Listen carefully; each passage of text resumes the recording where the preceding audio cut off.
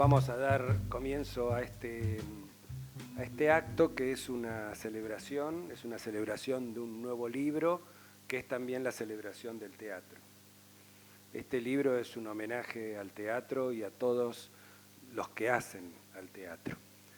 Mi nombre es Luis Quevedo, yo trabajo en la Editorial Universitaria de Buenos Aires.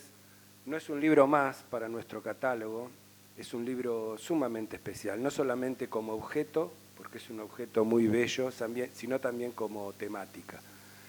Quiero agradecer a todos los presentes, hay personas muy importantes en el mundo del teatro aquí. Está Luis Beto Brandoni, Saula Benavente, Alberto Rubinstein y por supuesto que no necesitan presentación. Está Marina De Luca, que es la directora de Proteatro y que ha contribuido sustancialmente para el financiamiento de este libro, como también así el programa de mecenazgo de la Ciudad de Buenos Aires, que también hizo su aporte. Y por supuesto quienes me acompañan en el panel, Carlos Rottenberg, Soledad Silveira, no necesitan presentación. En las presentaciones de UDEVA normalmente leemos largos currículums explicando quiénes son los autores. En este caso no hace falta ninguna presentación, son más que conocidos en la Argentina y en el exterior. Y Cora Roca, ¿no?, que ya es una amiga después de varios libros que hemos hecho juntos y a quien además del cariño que me une, también me une el respeto por su trabajo, por su investigación y por la pasión que pone para preservar el patrimonio cultural y el patrimonio teatral de la Ciudad de Buenos Aires. Van a hacer los comentarios sobre el contenido del libro Solita Silveira y Carlos, y después va a hablar Cora, pero también me gustaría, vamos a tener tiempo para que todos ustedes puedan expresar, Beto, Marina, me gustaría que después nos hagan su comentario, porque ustedes ya conocen el libro, y más que el libro, conocen el teatro argentino. Así que sin más, agradeciéndoles a todos la participación, le voy a dar la palabra a Carlos Rottenberg para que nos cuente sus reflexiones. Hay un pequeño comentario, que no es pequeño, digamos. Enrique Avogadro, el ministro de Cultura de la ciudad, estaba previsto que venga y que nos acompañe en esta presentación, pero nos mandó una carta a último momento, que si ustedes me permiten la voy a leer. La carta dice: lamento mucho no poder estar presente el día de hoy. Mi hija Joaquina cumple 6 años y ahora mismo estamos festejando ese milagro cotidiano en familia. Mis disculpas sobre todo a Cora, a quien confirmé mi participación hace semanas sin reparar en la coincidencia de la fecha. El libro de Cora es un ejemplo más de su incansable trabajo por la preservación de nuestra historia y de nuestra memoria. No hay forma de proyectarnos al futuro si no conocemos nuestro pasado. Ciertamente es difícil imaginar a Buenos Aires sin su escena teatral. Gracias a Cora y a sus libros sabemos que el ámbito ha sido largo y repleto, que el camino ha sido largo y repleto de obstáculos. Para el Ministerio de Cultura de la Ciudad de Buenos Aires es un orgullo haber contribuido a esta indispensable investigación a través de Proteatro y de mecenazgo. Felicitamos a UDEVA por la edición de un libro ahora central para la historia cultural de nuestra ciudad. Un abrazo a la distancia para Solita, Carlos y Luis, y un enorme agradecimiento a Cora por su heroica tarea de todos los días. Enrique Avogadro. Ante todo, gracias, ¿no? Gracias a Cora por la iniciativa del libro. Me estaba fijando las firmas, ¿no?, de mecenazgo, de Proteatro y de UDEVA por haber llevado a la práctica este material, que cuando me invitó Cora a garabatear algo, me repetí en cosas que vengo diciendo hace muchísimos años, que tienen que ver de algo que estoy convencido, y es que los edificios teatrales hacen al acervo cultural de una ciudadanía. De eso no tengo dudas, como tampoco tengo dudas que los edificios teatrales sobreviven a las personas y a las empresas. Por lo tanto, nunca me preocupó demasiado quiénes llevaban momentáneamente la dirección, el funcionamiento de los edificios teatrales, pero sí de su preservación, y ni hablemos de su posible construcción. Entonces, también pienso tantas veces cuando ingresamos a una sala de teatro que a ninguno se nos ocurre pensar, cuando nos sentamos en una butaca, en una silla o estamos parados, que si estamos ahí es porque alguien hace 80, 100 o 120 años lo construyó. Y me parece que en ese sentido el libro de Cora lo que nos trae es una asignatura pendiente, no solamente a mostrarnos aquella realidad que ella plasma entre los años 1783 y 1930, sino también qué nos pasó después del 30, aunque en el libro falte. Digo esto porque Cora expresa en ese material incluso lo que le ha costado conseguir, bibliografía de la época, fotografías de la época. Recién te preguntaba, 35 fueron las que pudieron quedar plasmadas. ¿Y cuántas faltan? Salas. ¿Cuántas faltan, no? Que Cora lo va a explicar mejor todavía. Y mientras manejaba para acá pensaba que no es casualidad que este ciclo lo cierra en 1930, no está ensayado esto, voy a hacer una elucubración personal, justo en el año en el cual Barletta crea el Teatro de la Campana, el Teatro del Pueblo, en 1930, pero fundamentalmente porque hay una cosa en la ciudad de Buenos Aires, de donde se trata este libro, que tuvo que ver con el ensanche de la avenida Corrientes, que se anuncia en 1931 y se produce en esos años hasta 1936 que se termina de construir.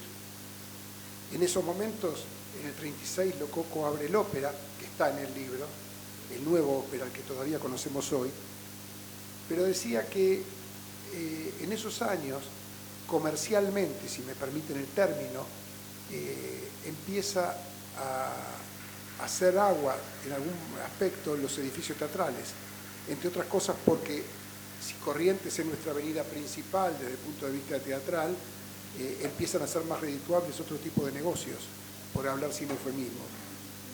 Y en eso tuvo mucho que ver también que en el año 51 arranca en Argentina la televisión, y el público en el 51 empieza también, a mí que me encanta seguir las estadísticas de asistencia de espectadores, se nota la merma inmediata a medida que se va masificando paulatinamente la tele. Y no es casual entonces que en los años 57-58 nos encontramos con la demolición del Teatro Apolo, la demolición del Politeama y todo lo que tuvo que ver con la creación de dos leyes que van unidas casi por 11 meses de diferencia, que es la ley 1251 de protección a la actividad teatral en exhibición impositiva, junto con la 14.800 que directamente impide al propietario que demuela un teatro disponer de su inmueble si no construye otro. Otro ambiente similar. Digo esto del ambiente similar porque en general lo que se terminó haciendo son construcciones de otra índole comercial donde, sobre texto de cumplir la ley, se terminan construyendo ámbitos que parezcan los teatros que fueron. Hago toda esta elucubración porque me sorprendió por qué el libro cerraba en 1930 y por qué nos faltan tantos teatros. Si miramos la realidad de los últimos años, prácticamente no se reponen los teatros. O sea, hay que estar siempre penando y cuidando porque los teatros no se cierren, pero no se construyen nuevos. Y justamente el libro de Cora lo que tiene como gran rescate es mostrarnos en esos años cómo se construían los teatros, cómo se construían. No tenían el problema que tenemos nosotros en la época contemporánea, de estar leyendo y escuchando cómo se demuelen los teatros o cómo se le cambian de destino. En ese momento no ocurría. Y por eso el libro tiene la riqueza de tener una mirada muy positiva, porque abarca todo lo que tiene que ver, contrario a lo que nos pasa en estas épocas donde estamos cuidando lo contrario. En la tapa, justo en la sala de al lado, está la directora del Teatro Coliseo, la actual directora, y yo le decía, te vas a perder ser la directora de la tapa de este libro, porque la foto es la del Coliseo Argentino, que fue, en definitiva, la sala anterior al actual Coliseo de la calle Marcelo T. de Alvear y Cerrito, que conocemos. Todo este material, Cora, a mí personalmente, que me lo leí varias veces, y además es de muy fácil lectura, porque si hay una cosa que también tiene, y en esto lo agradezco como lector, es que se lee poco y se ve mucho. Y en el se lee poco y se ve mucho, tiene en el preámbulo de cada serie de fotografías una descripción sucinta pero muy, muy profunda sobre por qué se hizo, quién lo hizo, cuándo se hizo, y y alcanza y sobra. Me parece que una de las cosas que tiene también de virtud el libro es justamente ir por el lado de la memoria emotiva cuando vemos esas fotos antiguas y modernas, programas de mano, contratos, o sea, todo lo que tuvo que ver con el movimiento teatral de la época que refleja, y me parece entonces que cumple de sobradamente esa asignatura pendiente que, insisto, como dije al principio, a vos y a quienes firman contigo el libro, yo personalmente te agradezco. Gracias, como dijo recién Carlitos, gracias Cora, porque primero me gustaría recordar toda su carrera. Ella es una actriz, fuiste una actriz que empezó como muchas de nosotras en los escenarios de los colegios, en la adolescencia en los clubs. Después ella se pone a estudiar teatro, entra en el conservatorio, es alumna de Hedy Krila, de la gran Hedy Krila, de la cual ha escrito un libro, 14 libros ha escrito sobre el teatro argentino. Hoy está acá Saula Benavente, a quien amo profundamente, y ha hecho dos libros sobre Saulo.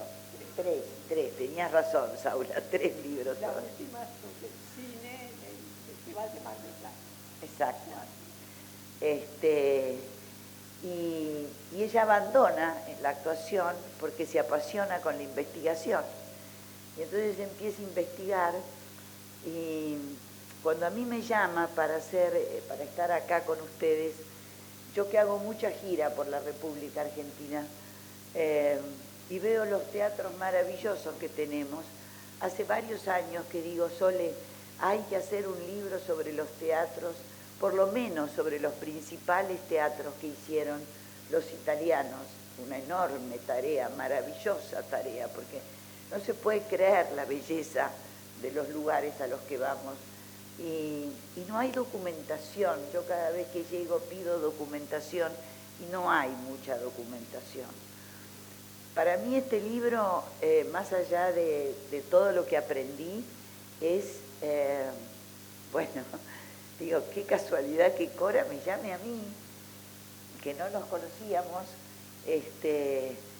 para acompañarla en la mesa, porque si hay una asignatura pendiente que tengo, no sé si llegaré a hacerla, porque es muchísimo trabajo la investigación, es un trabajo de campo enorme, más allá de un campo de todo lo que sea archivo. Yo, gracias a Dios, tengo un hijo que hace archivos, en eso me podría ayudar, pero hay que estar ahí, hablar con la gente, buscar testimonios. Así que mi profundo agradecimiento a Cora, porque, no sé, vamos a ver, voy a ver ahora, compro teatro, voy a ver qué podemos hacer, Beto, para tener un libro sobre todos los teatros municipales, por lo menos, que tenemos en la República, que son absolutamente maravillosos. Mi agradecimiento profundo a Cora, porque me crea una responsabilidad y no me voy a escapar de esa responsabilidad. De alguna manera o colaboraré o lo haré, pero es una tarea pendiente para todos, porque no hay un libro que tenga todos los teatros que han hecho nuestros inmigrantes italianos y españoles, a los quienes les estamos profundamente agradecidas. Para nosotros el teatro, además de ser un templo, es una fábrica, es donde nosotros podemos expresarnos y es donde ustedes podemos hacer ese intercambio tan maravilloso que es esa ceremonia teatral. Así que le ruego a mí misma, me ruego al destino, que ojalá podamos, un grupo de actores, poder algún día hacer el trabajo que hizo solita esta mujer, solita, a mí me conmueve profundamente, y poder llevar adelante un proyecto donde planteemos todo lo que se hizo en el pasado. Ella dice, me considero una militante de la memoria colectiva, y eso me pegó fuerte, y espero algún día poder hacer lo que hizo Cora. No me importa hacerlo sola, me encantaría hacerlo con varios compañeros, porque es un trabajo apasionante. Es realmente increíble lo que tenemos y no lo valoramos. Tenemos un problema con nuestra memoria, grave, y creo que los debemos reparar como ciudadanos. Tenemos esa responsabilidad enorme, más allá de como actrices, como ciudadanos o actores, perdón. Así que gracias por este momento, no se lo pierdan al libro, es maravilloso porque ahí uno se da cuenta cómo el teatro empieza. Yo que vengo ahora del Coliseo de La Plata, estuve en la casa donde vivían los Podestá, porque siempre pido ver todo, soy muy curiosa, y digo, qué maravilla poder transmitir esto con esta documentación, ¿no?, que tiene. Y entonces uno ve el libro y claro, había mucha lírica, ¿no? Se arrancó mucho con el teatro lírico, recién pasaban imágenes de la ranchería, por eso ella arranca el libro en esa época, y como bien dijo Carlitos, lo cierra en el 30, donde surge ese teatro maravilloso, independiente que tenemos, esa fuente de talentos, esos lugares que uno no deja nunca de ir, porque ahí hay un semillero maravilloso de actores. Así que mi agradecimiento profundo a Cora, a Eureva, a Proteatro y a Mecenazgo de la ciudad, porque es una tarea imprescindible. Así que ojalá todos juntos podamos algún día tener el libro de todos los teatros de la Argentina. Gracias, Cora, por marcarme el camino. Buenos Aires tenía teatros antes de tener país. Claro. No había país, no se sabía qué íbamos a hacer, y acá ya había funciones de teatro y actores y productores, y la gente se convocaba a través del teatro. Cora. Sí, somos muy teatreros, es así. Bueno, muchas veces me preguntaron cómo se te ocurrió hacer este libro. Y en verdad arranca de cuando yo estudiaba en el conservatorio, que había una materia, Historia del Teatro, dada por Alfredo de la Guardia, donde nos mostró una foto de la ranchería, que es una acuarela que había pintado una francesa que estaba en Buenos Aires. Y después siguió la materia contando la historia de los teatros. Nos aburríamos horriblemente, pero una jovencita de 20 años. Porque es lógico, vos tenés nombre, tal teatro, pero no ves nada. Entonces yo decía, pero ¿cómo serían esos teatros? Simplemente yo pensaba lo peor, les digo, porque cuando vi la ranchería, imaginé las inundaciones, que iban a caballo, que no eran con las velas de cebo, era una oscuridad total ese escenario, se imaginan, ¿no?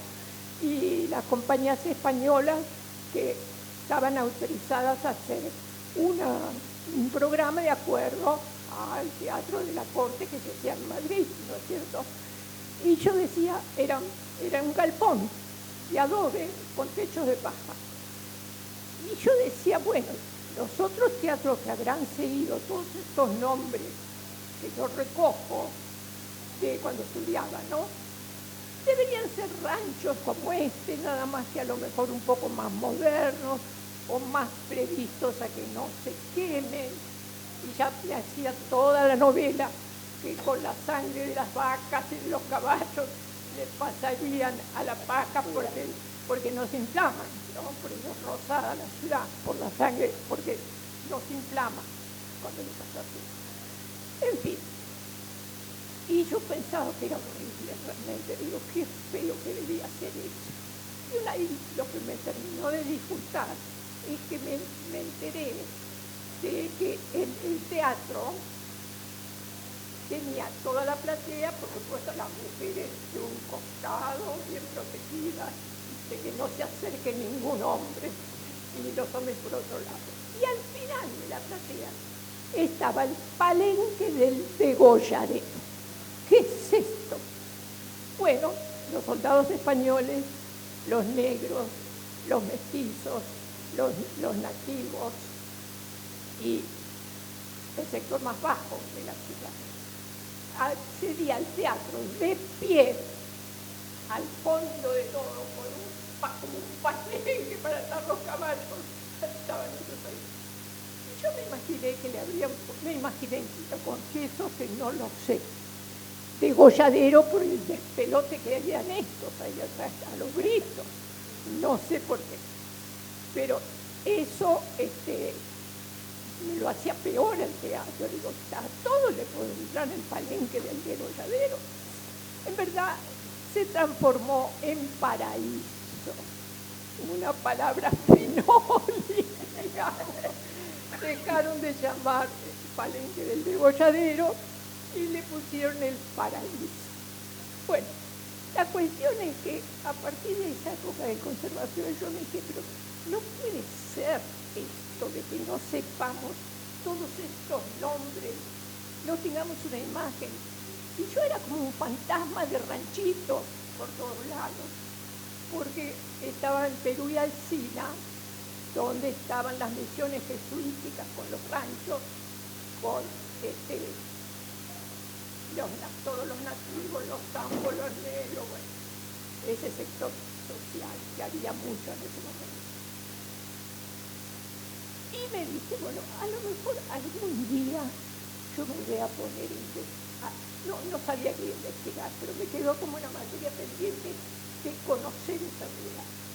Bueno, así fue que lo hice ya grande, como ven, después de pasar por varios libros realizados, y encontré en la investigación 153 teatros desde 1783 a 1930. No es casual que yo haya elegido 1930. Primero por la dictadura militar de Uriburu, y seguro porque la segunda por el nacimiento del teatro independiente, así que es así. No es casual que yo elegí esa fecha. Bueno, el asunto en síntesis, que de esas 153 teatros yo conseguí solo 35 imágenes de esos teatros. Y de esas 35 imágenes, solo están en pie 10 teatros. 10 teatros. Todo lo demás fue barrido, tirado a la basura. Y para conseguir este material, que ahora es muy lindo verlo, un infierno. Un infierno. No hay nada, acá no hay nada. Bueno, por ahí, fíjate ahí, atrás en ese cara hay que cosas tiradas. ¿Cómo no? Me tiraba ahí las cosas tiradas, revolver todo, y a veces algunas cosas. Pero en verdad, de donde más conseguí, están todas las fuentes gráficas. ¿De quiénes fueron?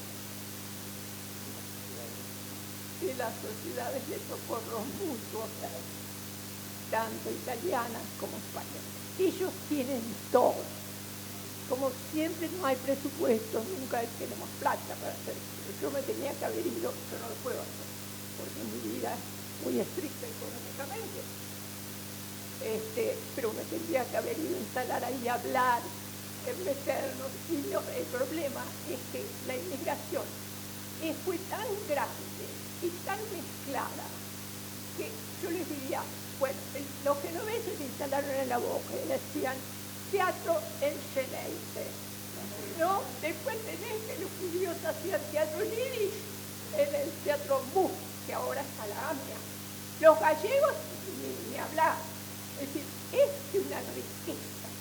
Y además es una cosa extraordinaria la cantidad de personajes que aportaron a nuestra formación nosotros, y de figuras del mundo que llegaban a Buenos Aires, porque Buenos Aires tocaba en Nueva York, Buenos Aires. Y la verdad que es extraordinario, ¿no? Ahora, ¿qué pasa? Antes, eso lo creó el virrey Vértiz. Antes, lo único que tenían de entretenimiento eran los toros. Entonces, tenía el Plaza de Toros en la Plaza Mayor, es decir, la Plaza de Mayo. Ahí va solo el poder, digamos. Entonces, después quedaban los toros y los caballos todos descuartizados, y ahí después pusieron una plaza para el pueblo en Montserrat, que eran unos terrenos baldíos ahí donde iban a jugar a la pelota o a hacer corrida de caballo los chicos. Y después dijeron, no, esto no puede seguir así porque había un olor inmundo en la ciudad, porque no había quien recogiera. Y encima las inundaciones, porque cada rato llovía, según la época. Y terminaron haciendo la plaza del Retiro, que estaba en Maipú y Santa Fe, que esa era toda para la clase alta y como correspondía a la Plaza de Toros. Pero igual los dejaban tirados, porque ¿quién recoge todo eso? Así que miren ustedes qué cosa increíble cómo se fue modificando. Por suerte, después de la asamblea del año 13, prohibieron los toros. Así que los españoles quedaban con mucha bronca porque a ellos les gustaba, ¿no es cierto? Pero a mí me gustaría leerles los teatros que quedaron.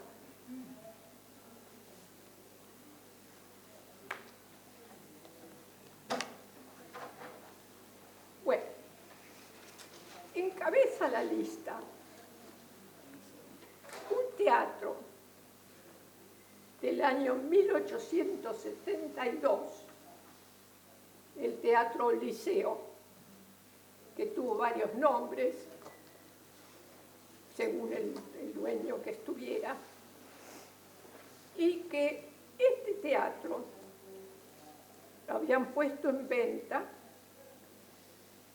porque, bueno, los teatros hay que mantenerlos y es muy difícil llevar esa empresa adelante. Pero tuvimos un señor de un corazón enorme que lo salvó. Y realmente esas cosas es un ejemplo maravilloso de cómo todas las comunidades, siempre hay alguien que sostiene ese teatro o funda ese teatro, como en el caso del Teatro 25 de Mayo de Villa Urquiza, que lo hizo el panadero del barrio, que juntaba mucha guita con unos cuantos vecinos y levantaron esa belleza del Teatro 25 de Mayo. Bueno, ese señor que hizo este gesto, porque en 1982, imagínense, el teatro es 1872, y en 1982 ya está, que no pueden más, nadie lo aguanta, y bueno, sálvese quien puede. Y apareció este señor de enorme corazón, Carlos Rothenberg.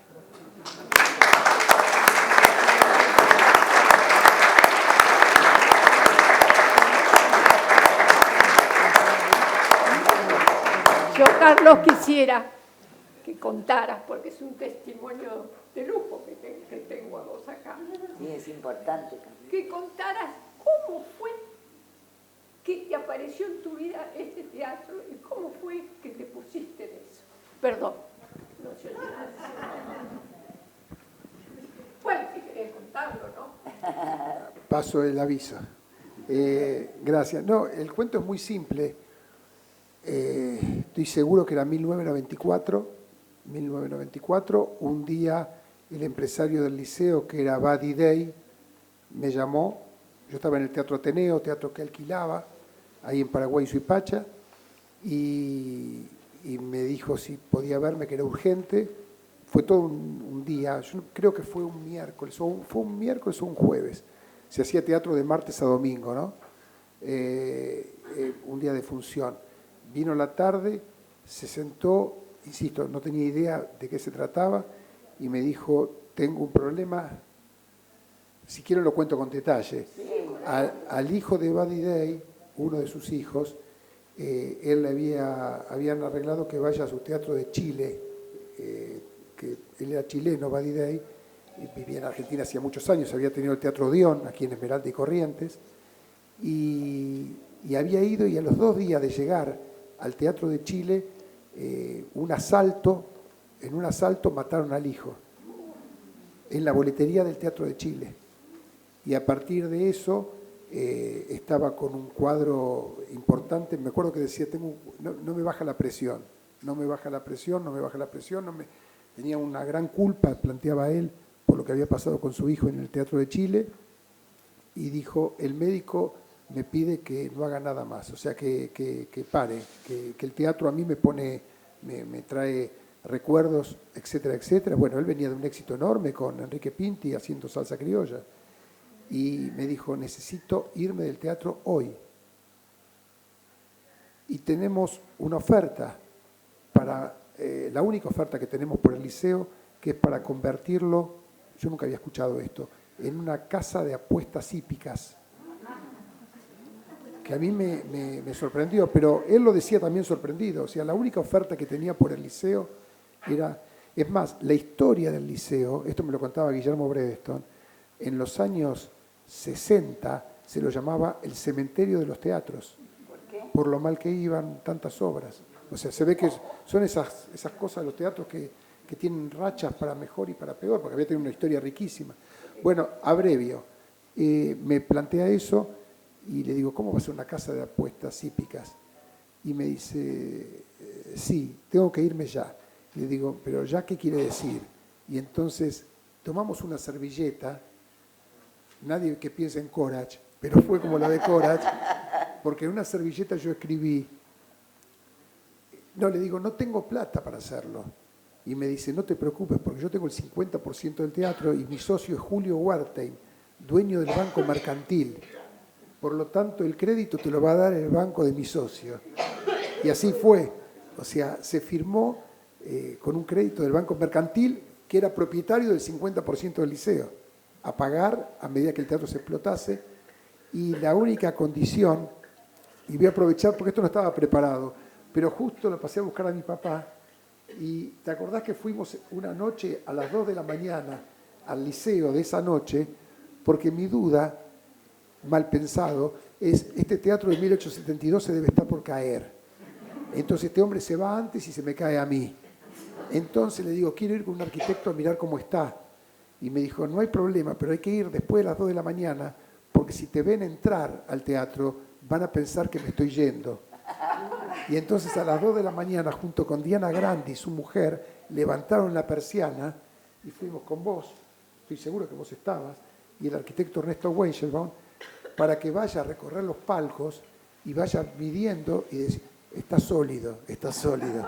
Esto fue en 1994, hoy sigue, vamos a hacer ahora los 150 años en julio, o sea que siguen sólidos. Conclusión, la historia dice que en el Cinema 1, en la calle Suipacha, si alguien se acuerda, entre Corrientes y Lavalle, se hizo la casa de apuestas hípicas. Sí. O sea, Sí. la gente cuando yo entro al liceo, le avisan que no pueden hacer apuestas ahí de caballos, y entonces ellos toman una sala en la calle Suipacha. Que era Cinerama. No, el Cinerama era en Maipú, el casino. Esto es Suipacha, el Cinerama era entre Corrientes y claro, estaba el Biarritz, el Cinema 1 y el Suipacha. En lo que era el Cinema 1, que era el del medio, ahí se hizo la casa de apuestas, que no sé si no sigue estando, si siguen corriendo los caballos ahí, pero lo concreto es que así me hice empresario del liceo. Fue por la llegada de Buddy Day, la servilleta, el crédito del Banco Mercantil y la casa de apuestas hípicas. Y a partir de ahí, la presión la tengo yo. Y no se cayó. No se cayó. El Teatro Verdi en La Boca. Una maravilla ese teatrito, una belleza. Allí cantó Caruso para los paisanos, un precio ínfimo. 1901. 1906, Teatro Nacional, inaugurado por Jerónimo Podestá, que lo dedicó al autor nacional y que generaría una cantidad de autores y elencos rioplatenses inmensos, una maravilla. Ese sigue en pie. Yo dejé en pie solo los que siguen el estilo, no que los transformaron todos. A eso no lo considero, tampoco los tengo, ¿no? El Teatro Maipo, en 1908, el Teatro Avenida y el Teatro Colón.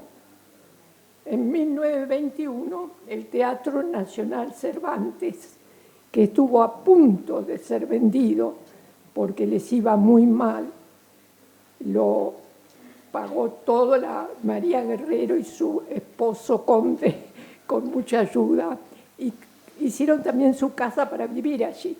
Pero bueno, el Conde parece que no era muy afortunado como director administrativo y estuvo a punto de ser vendido, pero el intendente, no el intendente, Marcelo T. de Alvear, primero autores nuestros, como varios autores nuestros, hicieron y apretaron a todos de que no puede ser, no puede ser, no puede ser, como García Belloso. Y bueno, y lo compró el Estado, ¿no? Por supuesto, y pasó a ser patrimonio nacional. Pero imagínense esa belleza, haberla perdido, como tantas otras bellezas que yo tengo acá que se perdieron y se tiraron porque sí, ¿no? Bueno. Nos salvó Regina Pacini, ¿no? Era la mujer de Alvear, entonces. No, él era muy, por lo que era leído, sí, muy generoso. Él se quedó sin nada, toda su fortuna la puso en el gobierno. Aquí Arnaldo debe saber bastante del Colón. Mucho sobre el tema, porque él pagaba todo, las fiestas esas que se hacían los ágapes, y todas las pagaba él de su bolsillo, ¿no es cierto? Y ayudó muchísimo. Dije Arnaldo porque es el fotógrafo oficial de Colón, además de ser un gran creador. Bueno, el Teatro Lola Membrives, el Teatro Astral y el Teatro 25 de Mayo que les conté. El Teatro 25 de Mayo, en 1982, ya no daba más, había que hacer ciertas reformas y ciertas cosas. Y bueno, no daba. Los teatros hay que mantenerlos, son carísimos, realmente, se exige mucho. Si una casa, un departamento nos exige a nosotras, las mujeres y los hombres, ocuparnos, imagínense un teatro. Entonces, se habló por ahí que iban a poner una bailanta. Entonces, la gente de Villa Urquiza, una comunidad en general, mayormente italiana, se reunieron y formaron la asociación, que lo quiero decir bien, Vecinos Autoconvocados. Hicieron una asamblea y estuvieron 21 años peleando para que el Estado reconozca ese teatro y no lo tiren. La verdad que es bellísimo el teatro. Y ustedes pueden ver las fotos aquí, es una maravilla. Bueno, finalmente el intendente Ibarra decidieron la ciudad comprarlo y es patrimonio nacional. Ahora, yo quiero hablar de un tema que me tiene atragantada, perdónenme, que es otro teatro que tendría que estar en pie, que es el Gran Espléndido. El Gran Espléndido, 1919. Era un teatro, sigue siendo, ahora es una defección, pero era un teatro bellísimo, a la italiana, con una cúpula que sigue estando por la paz, en alusión a que se había terminado la Segunda Guerra Mundial. Es hermosísima, está en el libro, pero allí la pueden ver. Y no sé qué accionistas decidieron serruchar el piso de la platea y meter una escalera mecánica como si fuera un shopping. La verdad que es indignante. Yo no sé dónde estábamos la gente de teatro. ¿Por qué no armamos un quilombo bárbaro como hicieron los de Villa Urquiza? Es indignante. Si a mí qué me importa que los perdonen que me ponga así. Estamos en la Feria del Libro. Estaba el Teatro Ateneo Iris en la boca, frente al río, y el puerto, mejor dicho. Y el público que iba era todo el público del barrio, todos genoveses, hablando en Geneise, y las obras también se daban en genovés. Y bueno, la sala era hermosa, hay una foto a la italiana, pequeña, preciosa, no sé por qué la tiraron, no se sabe. Entonces, eran muy elementales porque eran del barrio, y las comedias que hacían, y los dramas, y eran muchos anarquistas, había un movimiento anarquista y socialista muy fuerte ahí en esa zona. Entonces, ¿qué pasaba? Era muy precario, no tenían un empresario, era la misma gente del barrio. Entonces, ¿qué hacían con el escenario? Le pidieron al comisario armas, uniformes, porque habían hecho una obra por Garibaldi, donde transcurría toda una situación de enfrentamiento, y el comisario les prestaba todo. Y el Pomperi Voluntari de la Boca, los bomberos voluntarios, también armaban el escenario y arreglaban para hacer el teatro. Y estaba lleno siempre, ¿no? Es increíble, ¿no? De alguna manera, como las comunidades ayudaban, ¿no es cierto?, a fomentar ese teatro que les representaba y que además encontraban lo lindo con sus paisanos. Y era una manera de integrarse mutuamente. El tema es que yo no entiendo por qué los argentinos hacemos esas cosas, ¿no? Yo tengo muchas esperanzas de que vamos a volver al teatro con muy buenos autores y obras y con mucha fuerza, y que se llenan los teatros como en tiempos pasados, porque están nuestras raíces. Nuestras raíces son muy firmes y muy profundas. Y todos los que están acá, la mayoría, si veo, me dicen los apellidos, todos hemos sido nietos de inmigrantes, y eso nos dio la inmigración, y es maravilloso. Y no puedo dejar de destacar a la familia Podestá, que ellos fueron los primeros que crearon un drama criollo, porque Juan Moreira lo hacían mimado en el circo, pero después agarraron el folletín y le sacaron los parlamentos o los diálogos y los pusieron a la escena. Fueron los primeros que crearon un drama criollo. Y a partir de allí, ellos se volcaron al teatro. Y este teatro nuestro rioplatense es maravilloso. Bueno, como final, yo creo que la memoria de nuestra comunidad teatral es frágil. Es muy frágil por las características propias del teatro, porque el teatro es efímero, ¿no es cierto? Pero en tanto nosotros valoremos lo propio, reconozcamos que somos capaces, muy capaces, y que nuestra ciudad fue la más importante de Sudamérica en los teatros. Solo en Sudamérica, Buenos Aires era el centro del teatro en esa época. Y yo creo que lo debe seguir siendo, y además uno lo prueba día a día por el nivel cultural que tenemos. Tenemos una cultura maravillosa, maravillosa realmente. Peleémosla como lo hicieron los chicos de Villa Urquiza y sigamos adelante con nuestro teatro. A mí me llama también la atención que aún en este momento de la pandemia están llenos los teatros de los que quedaron, llenos. Bueno, ojalá sigamos adelante.